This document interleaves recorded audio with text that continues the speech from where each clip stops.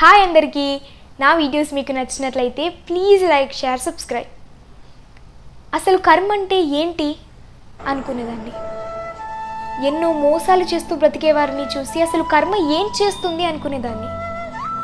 కానీ కాలం గడిచే కొద్దీ తెలుసుకున్నాను, కర్మ పొరపాటు పడదని, కర్మ సమయం కోసం ఎదురు చూస్తుంది అని తెలుసుకున్నాను. నువ్వు కర్మని నమ్ము నమ్మకపో, కానీ నువ్వు కర్మఫలాన్ని ఖచ్చితంగా అనుభవించి తీరాల్సిందే సుమా. నిన్ను మోసం చేయాలి అని చూసిన వాడు చివరికి వాడే దారుణంగా మోసపోతాడు. ఇదే కర్మఫలం అంటే. కడుపు కట్టి సంపాదించు, కడుపు కట్టి శ్రమించు, ఆ పుణ్యం నీ బిడ్డలకు మంచి చేస్తుంది. అంతేకాని ఒకరి కడుపు కొట్టి సంపాదించాలని చూడకు. ఆ పాపం నీ బిడ్డలను వెంటాడుతూనే ఉంటుంది.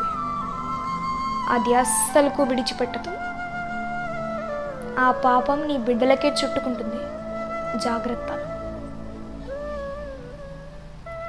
కర్మ కాలితే కాలంలో గతించిన మర్మాలే సాక్ష్యాలై నిలువెల్లా దహించి వేస్తాయి. కళ్ళతో చూసిన నిజాలకు, చెవులతో విన్న ప్రశ్నలకు, నోటితో విసిరే నిందలకు, తెర వెనుక జరిగే భాగోతానికి సంక్షిప్త సమాధానమే కర్మ.